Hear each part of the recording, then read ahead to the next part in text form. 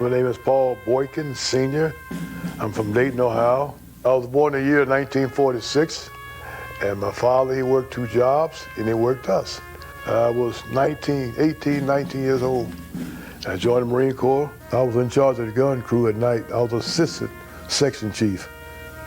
And he had a section chief. We had 6 guns, but we went to the name. Sometimes most of us had 2 guns. We would support the infantry, but we had small artillery. We shoot 5 miles, 7 miles, sometimes 2 miles, 3 miles. So we was always in running distance from the enemy.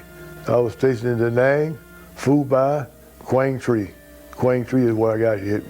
I was in Da Nang about 6 months, and that was all right. But then we started going on major operations. I was on 5 major operations in 10 months' time. Every 2 months, I was on a major operation until I got wounded.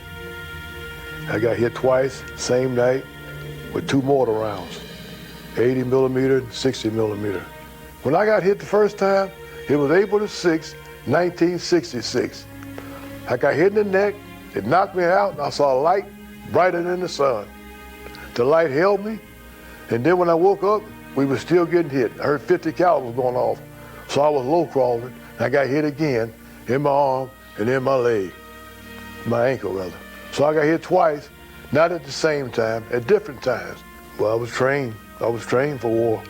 I was in the Marine Corps, and that's how they trained you know, and I really didn't think about it. I just thought about my training, and I believe that's what kept me alive. The medic came in, and just like the movie Nash, they operated on me in Vietnam. They had 3 doctors on me, 1 doctor on my ankle, 1 doctor on my arm, and 1 doctor on my leg. I stayed in bed rest in the Philippines 2 weeks. I was in Yokosuka, Japan. I was in a wheelchair. I couldn't walk for a month and a half. And then I had operations. Yokosuka, I had another operation at Bethesda Naval Hospital because I couldn't straighten my arm out. I could ball my fist up, but I couldn't straighten it out because of the shrapnel wounds. And I still have shrapnel in me now. It's been in me for over 50 years because they can't get all the shrapnel out. We're in the war, but you know, it was a war. So it's just like they say, war is H-E-L-L, war is hell. Right, I was in Yokosuka, Japan, and President Johnson, they came there to visit all the wounded. And when he got to my bedside, I shook his hand, and he said he came to give a Purple Heart to me. Now, for Johnson, President Johnson did ask me a question. He asked me, how do you feel, how you doing? I knew there was a lot of wounded there. There was a lot of wounded, and he was concerned about the Vietnam vets. And he's the one that gave me my Purple Heart. I was shell-shocked pretty bad, and they call that post-traumatic stress now, but back then it was called shell shock.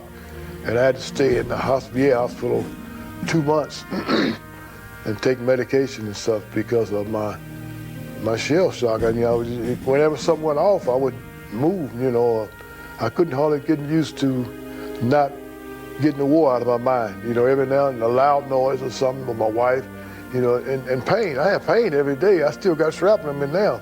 I'm in pain now, so something I never got used to, but I was able to, you know, handle it in a certain way.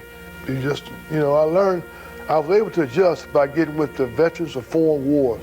I'm a chaplain at our local, and I do a lot of work with the veterans. When I used to shoot over their graves and stuff when they pass, and I pray for their families and pray with their families. But what has helped me a whole lot is being in the church, you know, and serving the Lord. It's helped me more than anything. Otherwise, you know, I would be out there. And I've learned different ways from being in the church, and it has helped me a lot because there's always wars. There's wars going on now. So, you know, it's something you never really get used to. You just have to learn how to deal with it. That's what it is. It's important to celebrate Veterans Day because the veterans is just like what the Bible say, blessed are the peacemakers, for they be called the children of God. They're in it for peace. Veterans is in it for one thing, for peace. We're peacekeepers. And to be a peacekeeper, you got to sacrifice and you got to go through things. So that's why we usually say we're not heroes. We just defendants. We defend America. Soldiers are going to be soldiers because that's the way of leaving home. That's the way of becoming a man and manhood. And that's the way of really being American. When you defend America, you are an American. That's how I look at it. And when you help America, you are American. Anything that you can do to help this state, this country, then you are American then. That's how I look at it.